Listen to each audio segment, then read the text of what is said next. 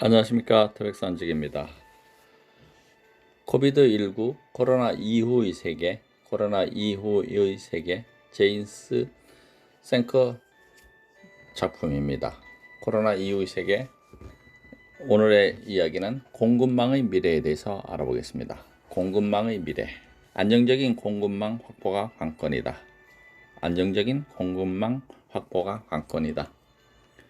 공급망의 붕괴는 전 세계 어디서나 나타날 수 있는 현상이다.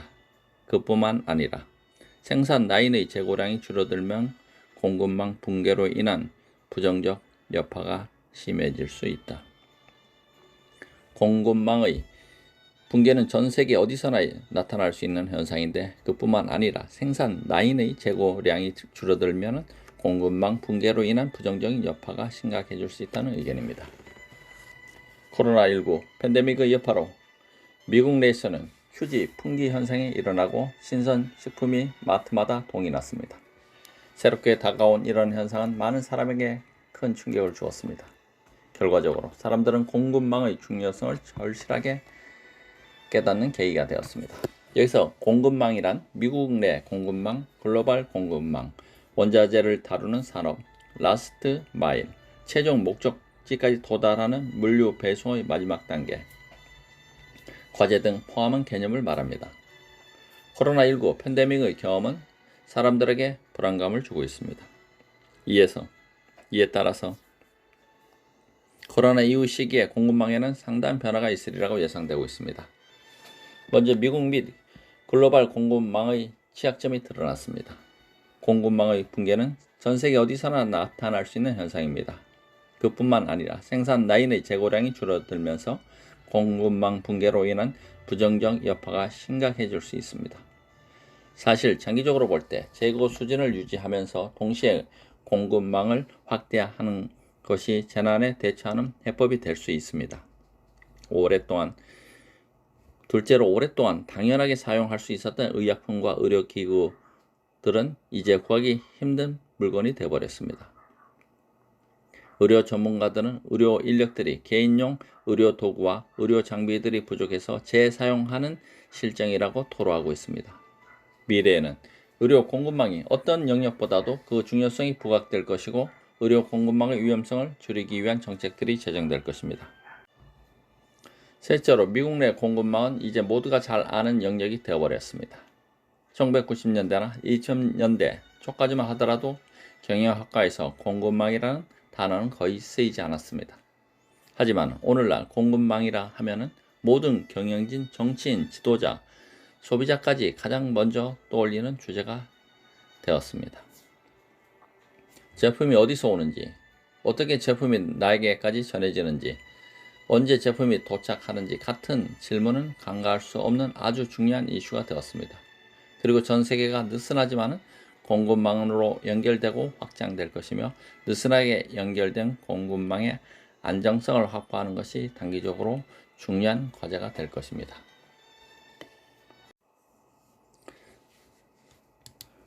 다음은 품귀 현상을 일으킨 채찍 효과에 대한 이야기입니다. 소비 급증으로 공급망이 충격을 받으면 공급 문제가 대두됩니다. 물류와 제품이 모든 공급망 과정을 거쳐 최종 소비자에게까지 이른 시간에 전달하는 것이 관건이 되어 있습니다. 공급에 미친 영향으로 생산자들은 생산 물량을 늘리는 데 힘썼습니다. 하지만 공급망을 거쳐 제품이 전달되기까지는 시간이 오래 걸렸습니다. 급증하는 수요를 공급에 맞추기 위해서 공급량을 늘렸지만 공급망 내 특정 지점에서 공급이 모여 정체되는 현상이 발생한 것입니다. 공급 과잉이 나타난 지점은 대개 소비자와 직접 연결되는 마지막 단계였습니다. 간단히 말해서 때로는 공급망이 더 이상 빠르게 진행되는 데 한계가 있다는 것입니다. 속도를 낼 수는 있겠지만 공급 과정에서 공급 과잉으로 정체되는 구간이 생기고 일반적으로 마지막 소비되는 과정에서 발생합니다. 공급망 관리들은 보통 이 같은 현상이 채찍 효과에 따른 결과라고 말합니다. 채찍 효과란 손목을 아주 조금만 흔들어도 긴 채찍 끝에서는 크고 시끄러운 균열이 생길 수 있다는 것입니다. 물론 채찍 효과의 위험성 때문에 위기 상황에서 공급망을 밀어붙여서는 안 된다고 말하려는 것은 아닙니다. 신선식품, 위생식품, 위생용품, 의료기구, 개인용 의료도구 같은 물품은 위기시 급박히 필요가 생깁니다. 수요 급증만이 문제가 아닙니다. 공급 문제 역시 문제입니다. 말하자면 재고량이 적은 것입니다. 왜 이런 현상이 생기는 걸까요? 많은 기업이 수익률을 높이기 위해서 재고량을 낮춰왔지만 오늘날 이 전략은 독이 된 셈입니다. 다음은 의료용품 공급망에 대해서 알아봅시다. 얇은 재고를 유지하면서도 장거리 공급망을 구축하는 것은 쉬운 일이 아닙니다. 사실 낮은 재고를 유지하면서 공급망이 멀리까지 닿는다면 재난 위기 상황에 대처하는 데 큰 도움이 됩니다. 이러한 공급망이 이번 코로나19 팬데믹에서 빛을 보고 있습니다. 향후 전략과 정책은 불확실한 공급망을 다각화하여 좀 더 튼튼한 재고량을 확보하려는 방향으로 바뀔 것입니다. 의료용품 및 개인용 의료보호구의 생산, 보관, 보급 등과 관련하여 일정 규제나 지시가 향후 이루어질 수도 있는 것입니다. 의료용 및 개인용 의료보호구의 공급망 전체를 새롭게 설계하기 위해 규제 조치나 정책이 만들어질 수 있습니다. 이로써 미국 국내나 미국, 멕시코, 캐나다 협정 또는 북미 자유무역협정 나프타 지역에서 관련 제품 생산이 원활해질 수 있다는 것입니다. 공급망의 거리를 좁히면 과거 공급망 내에 재고량이 낮은 수준을 보이는 위험성을 극복하는 데 도움이 됩니다. 반면 글로벌 공급망의 경우 유통거리, 이해 당사자 간의 수, 적용되는 규제 등으로 인해 국내 공급망보다 위험이 클 수밖에 없습니다. 식당이 안고 있는 공급망 위험에 대해서 알아봅시다.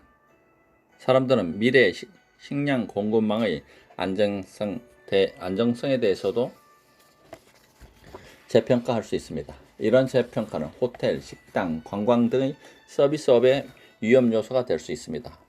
식품 유통은 전통적으로 두 가지 유통체계를 통해 이루어졌습니다. 하나는 식당가로 들어가는 상업 유통망이고 다른 하나는 슈퍼마켓으로 들어가는 소비자 유통망입니다. 외출 자제 조치를 비롯해 정책 변화와 규제 조치로 인해 사람은 외출하지 않고 온라인으로 식품을 주문해서 집에서 조리하여 먹기 시작했습니다. 결과적으로 코로나19 팬데믹이 길어질수록 식당가가 겪는 어려움은 심화될 것으로 보입니다. 파급 효과가 장기적 지속되면 식품 공급망은 변모할 것이고 신선식품은 점차 상업 유통망에서 자취를 감출 것입니다. 요컨대 상업용 식료품이 슈퍼마켓과 같은 소비자 유통망으로 공급의 흐름이 변화하며 이로 인해 식당이나 외식 업계가 영업을 재개하는 것이 더 어려워질 수 있습니다. 식료품 공급망에 나타난 이 같은 변화는 단기적으로 한 가지 위험성을 제기합니다. 일부 슈퍼마켓은 공급망 문제나 달걀, 우유, 치즈, 육류, 채소, 과일 같은 신선식품의 공급량 부족 문제를 해소하는 데는 도움이 될 수 있지만 가게의 문을 다시 열기를 바라는 식당은 회사 차원의 구조적 어려움을 겪을 수 있습니다. 결과적으로 공급망이 꾸준히 변화하고 식료품의 최종 수요 원천이 바뀌면 식당가는 가게를 다시 여는 것이 거의 불가능해질 수 있습니다. 결국 그들은 신선한 음식, 화장지, 식기, 세척액, 청소용품 및 기타 종이 제품을 확보하는 데 어려움을 겪을 수 있다는 것입니다. 갈수록 중요해지는 공급망 안정성에 대한 이야기입니다. 경제 안정성 재화와 서비스가 필요한 곳에 도달할 수 있느냐 하는 문제를 안고 있습니다. 만일 그렇지 못하면 경제뿐만 아니라 일반 사람들에게 실제적인 위험이 생기고 나아가 잠재적으로 국가 안보가에까지 위협이 됩니다. 다행히 미국의 경우 식량 수출이 수입보다 많습니다. 하지만 다른 국가들은 상황이 좋지 못해 식량 수급에 차질이 생겨 허덕이기도 합니다. 독일의 극작가 베르톨트 브레히트는 그의 작품 서푼짜리 오페라에서 인간의 이치를 한 문장으로 표현했습니다. 일단 먹고 나야 도덕을 찾는다. 금강산도 식후경이라고 배가 불러야 그 다음에 이야기할 수 있는 것입니다. 사람들은 음식을 원활히 구할 수 없다면 경제는 통째로 흔들리고 맙니다. 코로나19 사태가 진행되는 와중에 국방부와 협력할 일이 있었습니다. 나는 식량과 기본 물품에 대한 공급망이 일각에서는 주장하는 만큼 안전하다는 희망 섞인 주장에 대해 여러 차례 논의했습니다. 운 좋게도 지금까지는 그러했습니다. 그렇지만 만일 식량이나 다른 기본 물품의 안정적인 공급망 확보가 어려워지면 국가 전체의 안정성은 무너져 내릴 수 있습니다. 국가적인 수준의 안정성 위험이 나타날지 모릅니다. 다만 현재로서는 우려할 부분은 아닙니다. 식량이 최우선이라면 그 다음은 의료기기, 의료장비, 개인용 의료보호구입니다. 앞서 말한 것처럼 향후 식량 공급망은 새로운 규제나 금융 혜택을 받게 될지 모릅니다. 필수 물품인 만큼 공급 부족은 심각한 영향을 가져오며 국가 안보 전문가들 역시 이 점을 간과하지는 않을 것입니다. 불안 심리로 찬장을 계속 채우려 한다는 이야기입니다. 끝으로 공급망에 대한 사람들의 인식이 개선된 점은 코로나19 팬데믹의 이면이라고 할 수 있습니다. 밖에 나갈 수 없다고 집에 있는 식료품, 위생용품, 청소용품 등 가정용품을 다 쓸 때까지 가만히 두고 볼 사람은 없습니다. 온라인 주문 한 번으로 필요한 것들을 집에 더 사놓으면 되기 때문입니다. 영국의 오래된 동요 가사에 나오는 허버드 수녀는 자신의 찬장이 텅 비었다고 노래합니다. 오래된 동요에서는 말입니다. 하지만 오늘날 사람들은 상대적으로 편리하게 필요한 게 있으면 언제든 살 수 있게 되어 있습니다. 더는 찬장이 무엇이 있는지 걱정하지 않습니다. 20분도 걸리지 않아 필요한 것들이 집까지 배달되는 세상에서 찬장에 무엇이 들어있는지는 더 이상 고민거리가 아닙니다. 하지만 코로나19 팬데믹 상황이라면 얘기가 달라집니다. 공급망이 제대로 작동하지 않는 상황에서는 집안이 텅 빈 찬장을 다시 걱정해야 합니다. 집에 머무는 시간이 길어질지 모른다는 우려로 상황은 한층 나빠집니다. 찬장에 비축해둔 물품들이 줄어드는 것을 보면 곧바로 채워 넣으려고 식당에 갈 수 없으니 다른 대안이 없다고 봅니다. 식료품과 위생용품의 풍기 현상을 가져온 채찍 효과는 이렇게 시작되었던 것입니다. 종이제품 수혜를 위한 공급망뿐만 아니라 식료품 공급망은 집에서 소비하던 패턴에서 집에서만 소비하는 패턴으로 바뀌었습니다. 비축된 식료품 같은 것은 없어졌습니다. 음식을 만들어주던 주방도 사라졌습니다. 우리 모두 찬장은 허버드 수녀의 찬장과 비슷한 신세가 되었고 사람들은 발빠르게 움직여야 했습니다. 동시에 식료품과 위생용품 소비는 식당과 집에서 소비하던 것에서 오로지 집에서만 소비하는 것으로 바뀌었습니다. 미래는 좀 더 안정된 공급망이 필요할 것입니다. 코로나19 팬데믹이 지나고 나면 사람들이 빈 찬장을 비워둔 채로 가만두지 않을 것입니다. 나는 미래학자로서 합리적으로 전망했습니다. 결과적으로 코로나19 팬데믹으로 인해 몇 가지 문제가 드러났는데 이에 따라 내놓은 전망은 결국 가장 기초적인 사실들로부터 추론해낸 것들입니다. 사람들은 항상 음식이 필요하다. 사람들은 항상 의료 서비스를 받을 수 있다는 안정감을 원한다. 사람들은 음식을 얻거나 의료 서비스를 받을 수 있고 그 안에서 안정을 얻어야 사회는 정상적으로 가능하다.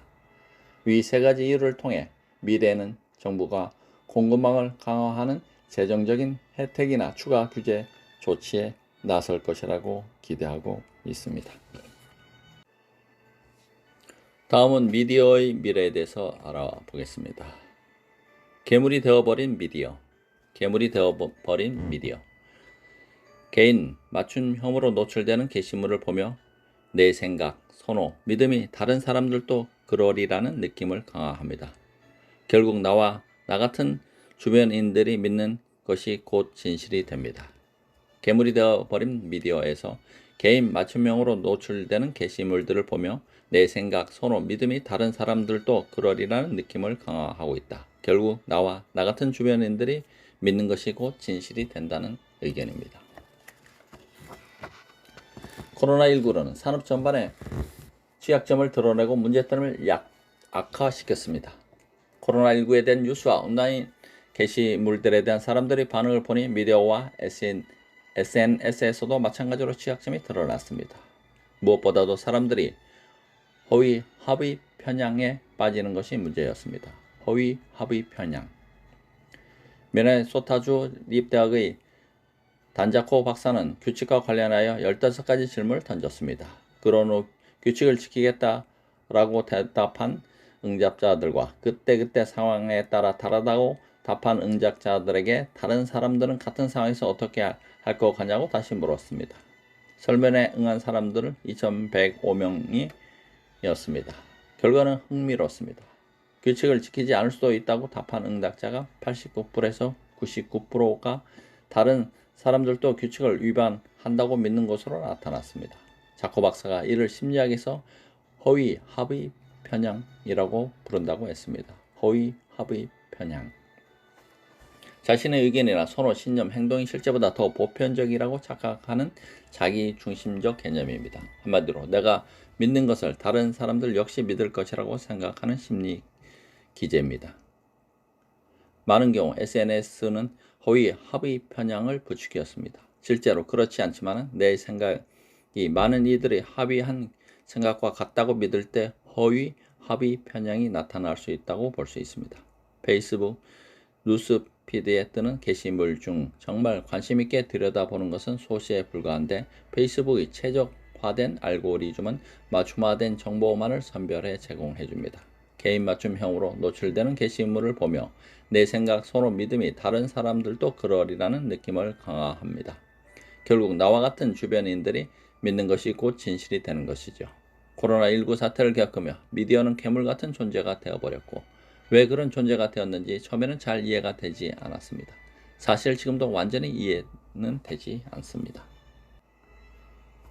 포스트 트루스 시대의 탄생 이야기입니다. 포스트 트루스 시대의 탄생. 감염 현황에 대한 데이터가 변화를 거듭하고 끊임없이 발전하듯이 데이터가 보여주는 변화는 실제가 있는 것이지만 사람들은 그 위에 주관적인 인식으로 만들어진 현실을 세웠습니다. 큐레이션. 빅데이터 분석을 통해 개인 맞춤형 정보를 제공하는 것. 큐레이션으로 노출되는 사실들을 소비하고 고도로 개인화된 인식을 강화하면서 포스트 트루스 시대는 그렇게 탄생했습니다. 포스트 트루스 시대가 도래한 데에는 본질적으로 고도로 개인화된 특성을 가진 SNS의 영향이 큽니다. SNS는 주관적인 진실을 양산해내고 사람들을 동질화된 작은 집단으로 묶었습니다. 코로나19 또한 매우 작은 집단에서 시작했지만 기하급수적으로 퍼져 완전한 팬데믹이 되었습니다. 다양한 미디어 매체들이 이야기를 서로 다르게 전했고 사람들 역시 서로 다른 방식으로 받아들였습니다. 특정 언론이나 SNS가 얼마나 신빙성이 있는가 하는 회의론은 혼란을 부채질했습니다. 감염병과 관련해서 밝혀지지 않은 바가 너무 많지만 사람들은 코로나19 전문가를 자청하며 나섰습니다. 팬데믹 위험이 너무 큰 나머지 예측 전문가, 미래학자, 분석가, 전략가, 경영진, 정치인들도 어쩔 수 없이 사태를 진단하고 판단을 내려야 했습니다. 최근 페이스북과 기타 SNS를 통해 외국의 정치 계획과 심리 공작이 이루어진 정황이 드러나면서 전문가들은 적극적으로 대응해야만 했습니다.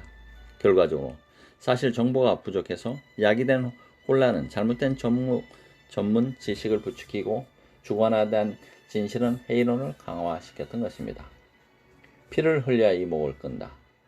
If it bleeds, it leads. 라는 말은 언론계의 생리를 잘 보여줍니다. 섬뜩하고 충격적인 뉴스일수록 더 중요한 뉴스가 되고 궁극적으로 신문이나 TV 수익도 늘어난다. 이렇게 보면 중국의 야생동물 시장에서 비롯된 질병처럼 성능적인 게 또 없습니다. 야생동물의 시장의 이미지가 서구 시청자들에게 한 번도 본 적 없는 외래 동물을 연상시켜 정말로 코로나19 팬데믹을 일으킬 것 같은 믿음을 주기 때문입니다. 일각에서는 코로나19 팬데믹의 위험성이 데이터상으로 나타나기 훨씬 이전부터 아주 무겁고 진지한 문제로 받아들였습니다. 반면 현 시점에서도 현재 상황을 대수롭지 않게 받아들이는 이들이 있습니다. 이것이 합의 편향의 폐해입니다. 객관적 진실과 현실이 주관적 인식의 문제가 되고 고도의 개인 맞춤형 정보는 왜곡된 인식을 강화하며 사람들은 동질적인 하위 집단을 이루고 주관화된 정보들을 소비하고 공유합니다. 이것이 일그러진 미디어의 민낯입니다. 이 같은 민낯은 코로나19와 같은 위기를 기회로 삼아 고개를 들 것입니다. 그때마다 미디어 생태계는 큰 피해를 볼 것입니다. 코로나19 이후 미디어의 미래는 결코 낙관적이지 못합니다. 국가적인 정체성에 균열이 생길수록 미디어는 악의적으로 이용될 가능성이 커집니다. 악의적인 이용이 사라질 기미를 보이지 않는 상황을 봐서는 사회를 하나 되게 하는 힘 역시 점점 더 약화될 것으로 보입니다. 미디어와 SNS는 다른 분야와 마찬가지로 코로나19로 감춰졌던 것들을 활짝 드러냈습니다. 수면 아래서는 합의 평양, 사이버 심리전의 위험, 주관화된 진실들이 숨어 있었고 이것들 중에 어떤 것도 긍정적이지 않기 때문입니다. 다음은 국제관계의 미래에 대해서 알아봅시다. 국제관계의 미래. 미국과 중국의 치솟는 긴장관계. 미국과 중국의 치솟는 긴장관계. 전 세계적인 경제, 정치, 군사에 대한 미국과 중국 간의 패권 경쟁이 어떻게든 완화될 것 같지 않습니다. 사실 코로나19는 갈등의 씨앗이 되어 경쟁 관계에 있는 양국 관계를 보다 긴장시키고 있습니다. 전 세계적인 경제, 정치, 군사에 대한 미국과 중국 간의 패권 경쟁이 어떻게든 완화될 것 같지 않고 코로나19는 갈등의 씨앗이 되어 경쟁 관계에 있는 양국 관계를 보다 긴장시키고 있다. 코로나19는 국제관계에 상당한 영향을 끼칠 것입니다. 미중 관계는 2018년 초 무역전쟁으로 경색되었고 이후 해소되지 않은 채 2018년을 지나 2019년까지 이어졌습니다. 미국이 중국에 부과한 몇 가지 중요 관세는 여전히 유효합니다. 코로나19 팬데믹을 맞은 지금 새로운 코로나 바이러스가 어떻게 확산되었냐에 따라 국제관계의 긴장감이 더해지고 있습니다. 트럼프 대통령이 코로나19를 계속해서 중국 바이러스라 부르기를 고집하면서 물밑에서는 긴장감이 감돕니다. 이러한 행보대로라면 전 세계적인 경제, 정치, 군사에 대해 미국과 중국 간의 패권 경쟁이 어떻게든 완화될 것 같지 않고 갈등의 씨앗이 되어 경쟁 관계에 있는 양국 관계는 보다 더 긴장될 것입니다. 국제관계의 관점에서 코로나19가 단순히 국지적으로 유행하는 전염병이 아니라 전 세계적인 유행병이라는 사실은 문제를 좀 더 까다롭게 하는 측면이 있습니다. 코로나19 팬데믹은 1차적으로 질병과 고통, 죽음을 낳고 경기 침체 위험성을 불러온 거대한 비극입니다. 하지만 거대한 비극이 한 국가 안에서만 발생한다면 그 국가의 지정학적 입장에서 더 어려운 문제가 될 수도 있습니다. 예를 들어 미국이 문제를 가진 유일한 국가라면 미국의 위상을 지키기는 더욱 힘들어질 것입니다. 이런 위험은 결국 현 체제를 안정적으로 관리하는 문제로 이어집니다. 그리고 결국 세계에서의 위상을 계획하고 관리하는 능력에 악영향을 끼칠 수 있습니다. 즉 다른 국가가 겪지 않은 문제를 혼자서 가지고 있을 때 비대칭적이고 부정적인 지정학적 충격을 낳을 수 있다는 것은 코로나19의 실질적인 위험인 것입니다. 경제 초강대국의 대리전쟁 이야기입니다. 아무래도 이러한 지정학적 위험성에 대한 우려 탓에 미중 관계에는 앙금이 남을 것으로 보입니다. 중국 우한에서 발발한 바이러스는 결과적으로 전 세계로 퍼져나가 각국에 영향을 끼쳤기 때문입니다. 트럼프 대통령의 발언이 불러온 논란은 미중의 신경전으로 비하해 코로나19 팬데믹이 종식된 이후에도 사태를 해석하고 대처하는 방식의 변화를 줄 것으로 보입니다. 또한 전염병과 같은 중요한 문제와 관련하여 국가 간 신뢰에도 영향을 줄 수 있습니다. 잘 쌓아온 신뢰에 금이 갈 수 있는 것입니다. 국제관계에서 가장 중요한 초석 중 하나가 바로 신뢰입니다. 신뢰 없이는 두 국가는 발전적인 관계가 될 수 없습니다. 하지만 최근 코로나19가 양상되는 양상을 지켜보면 서로에 대한 국가들의 신뢰가 부족해 보입니다. 전 세계 의료망에 문제가 생기자 미국인들의 안전이 실질적으로 위협을 받았습니다. 대통령이 과거 관세로 손했던 것을 미루어 볼 때 더 많은 관세로 해법을 찾으려고 할 수 있습니다.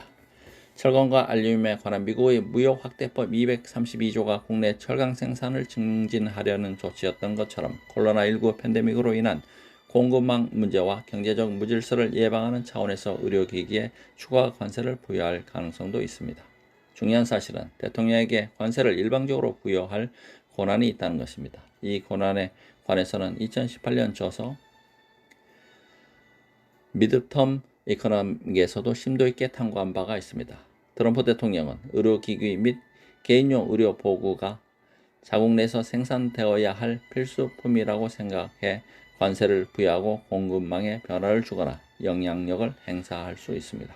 그리고 그 시점은 재선의 성공에 정치적 기회를 엿보는 때가 될 것 같지만은 2020년 대선 이전이 될 수도 있습니다. 더욱이 미중 간의 긴장이 전 지구적 공급망을 극대화 양극화하고 결과적으로 미국은 좀 더 많은 제조업 기반을 중국에서 다른 곳으로 옮길 수 있다는 것입니다. 이렇게 되면 양국의 긴장감과 어느 때보다도 고조될 것입니다.